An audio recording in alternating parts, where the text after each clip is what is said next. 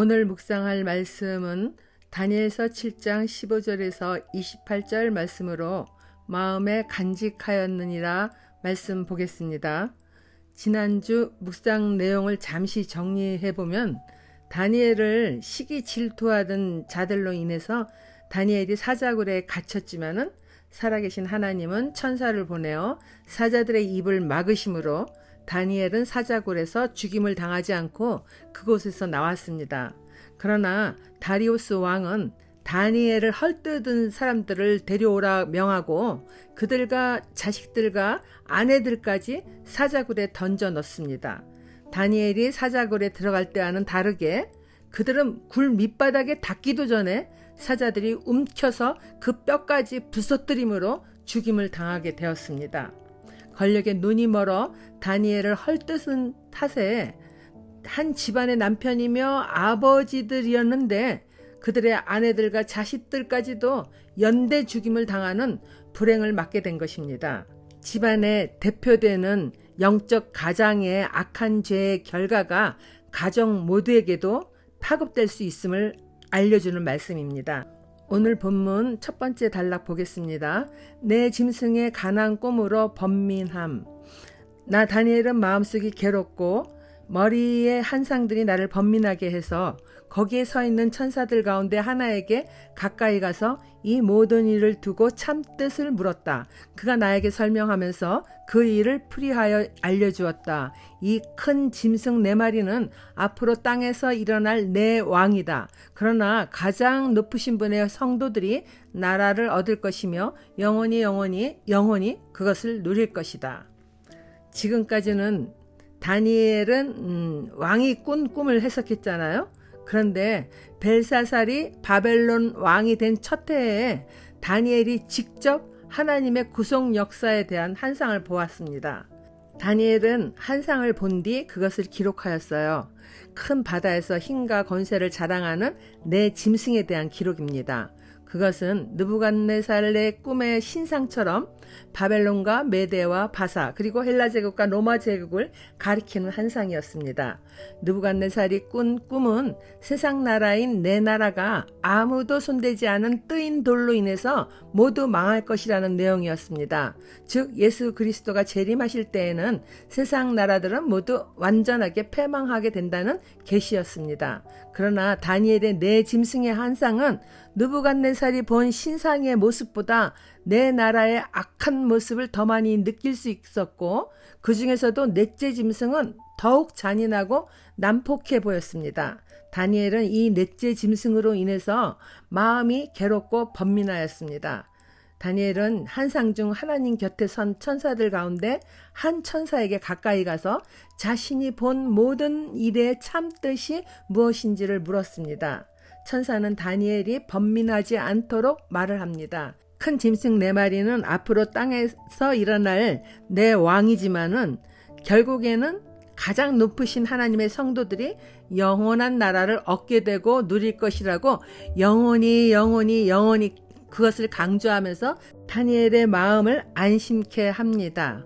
천사의 말은 다니엘이 이제 더 번민하지 않도록 큰 짐승 4마리는 앞으로 땅에서 일어날 내 왕이지만은 결국에는 가장 높으신 하나님의 성도들이 영원한 나라를 얻게 되고 누릴 것이라고 알려주는 것이죠. 적용 질문입니다. 이 세상을 심판할 하나님의 마지막 시간에 대하여 두려운 마음을 가지고 있지는 않나요? 혹은 오히려 하나님의 성도들이 영원한 하나님 나라에 들어가 영생의 복을 누릴 것을 믿음으로 마라나타 주님 오실 날을 기다리는 믿음을 가지고 있나요? 두 번째 단락, 넷째 짐승과 성도의 전쟁에 대해서 보겠습니다.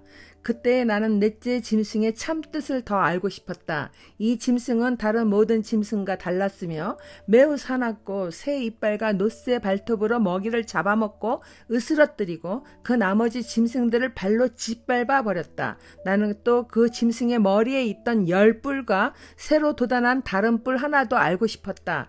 그 다른 뿔 앞에서 새 뿔이 빠졌다. 그 뿔에는 눈들이 있고 크게 떠드는 입이 있었으며 그 모습이 다른 뿔보다 강하게 보였다. 내가 보고 있을 때에 새로 돋은 그 뿔이 성도들에 맞서서 전쟁을 일으키고 그들을 이겼으나 옛적부터 계신 분이 오셔서 가장 높으신 분의 성도들의 권리를 찾아주셔서 마침내 성도들이 나라를 되찾았다. 그 천사가 이렇게 말하였다. 넷째 짐승은 땅 위에 일어날 넷째 나라로서 다른 모든 나라와 다르고 온 땅을 삼키며 짓밟고 으스러뜨릴 것이다. 다니엘은 새 짐승보다 매우 사나운 네 번째 짐승에 대한 참뜻을 더 알고 싶었습니다.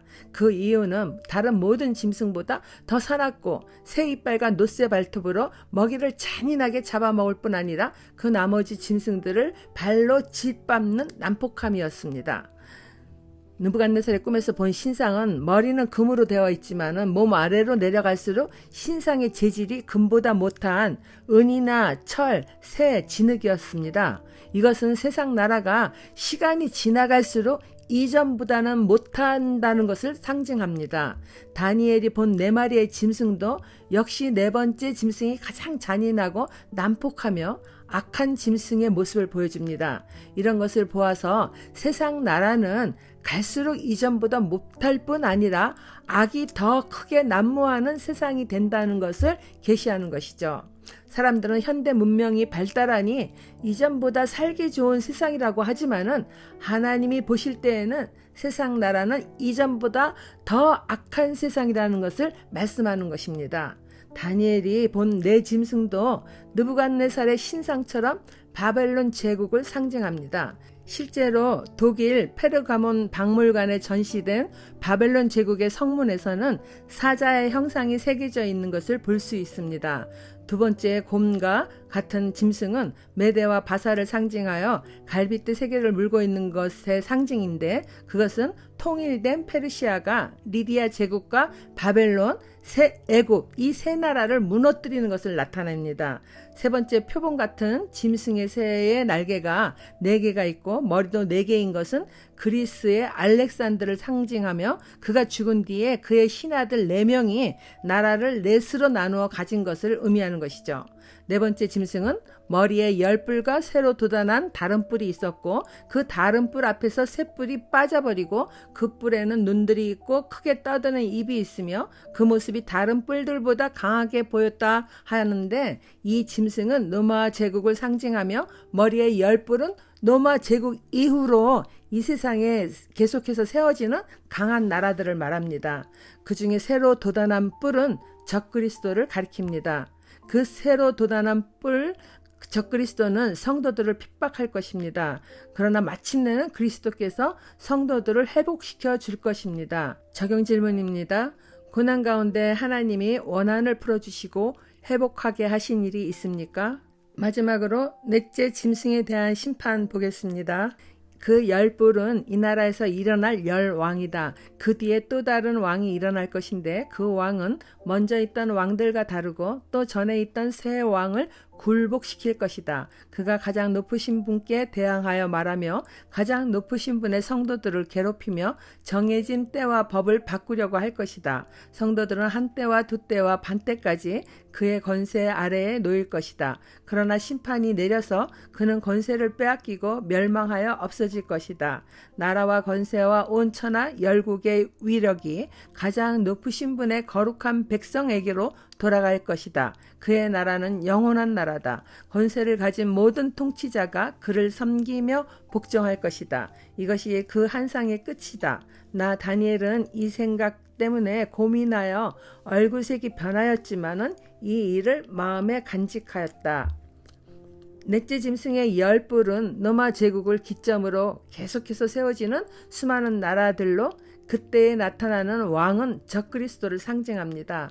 그는 하나님께 대항할 뿐 아니라 믿음의 성도들을 괴롭힐 것입니다.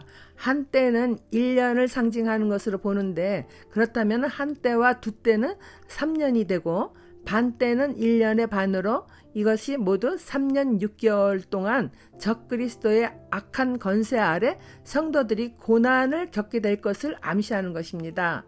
이때에는 성도들이 스스로 힘으로는 결코 승리할 수 없을 것입니다. 오직 사탄의 괴계를 근본적으로 물리치신 예수 그리스도를 온전히 의지하여 성령의 도우심으로 이겨낼 수 있습니다. 그리고 결국에는 하나님의 심판이 내려질 것이고 적그리스도의 권세는 깨어지고 멸망할 것입니다. 인간은 자신의 힘으로는 영물인 사탄을 이길 수 없습니다. 오직 예수 그리스도를 믿으며 성령으로 충만한 삶을 살아갈 때 승리할 수 있는 것이죠. 늑대 짐승이 매우 잔인하게 성도들을 괴롭힐지라도 전능하신 하나님을 의지하는 믿음으로 인내할 힘을 얻게 되고 결국에는 하나님의 영원한 나라의 삶을 성도들은 살게 될 것입니다. 다니엘은 결국에 가장 높으신 하나님께서 악한 자를 심판하여 멸망케 할 것이라는 결과를 듣고 마음의 안정감을 되찾은 것입니다. 그는 이 일을 글로 기록하였을 뿐 아니라 마음에 간직하였다 합니다. 오늘날 이상기온과 자연재해로 온 세상 나라들이 환난을 겪고 있으나 내가 당하지 않으니 잠시 두렵고 염려할 뿐 다니엘처럼 마음에 간직하며 하나님의 뜻을 깨달으려는 사람이 적습니다. 예수 그리스도는 분명히 다시 오시겠다고 말씀하셨고 그분이 오시기 전 징조가 하늘에서 나타날 것이라고 말씀하셨으니 현실 세계만 집중하여 살아가기보다 그날을 준비하는 마음을 다니엘처럼 간직하며 살아가야 할 것입니다. 마태복음 24장 7절에서 8절에 민족이 민족을 거슬러 일어나고 나라가 나라를 거슬러 일어날 것이며 여기저기서 기근과 지진이 있을 것이다. 그러나 이런 모든 일은 진통의 시작이라고 말씀하셨습니다. 적용 질문입니다. 환난이 다가온다 해도 부활의 소망을 마음에 간직하여 평안을 누리며 살아가는 믿음이 있습니까? 기도하겠습니다. 거룩하신 하나님 아버지, 세상은 환난이 그칠 날이 없으며 마지막 때에는 더 극한 고난의 시간이 믿는 성도들에게 있을 것이나 하나님이 보호하시고 결국 영원한 나라로 인도하여 주실 것을 알려주셔서 감사합니다. 하나님의 말씀을 더욱 많이 듣고 배워 마음에 간직하고 주어지는 영적 전쟁마다 이기며 살아갈 수 있도록 성령으로 충만케 하여 주세요. 예수님 이름으로 기도드립니다. 아멘.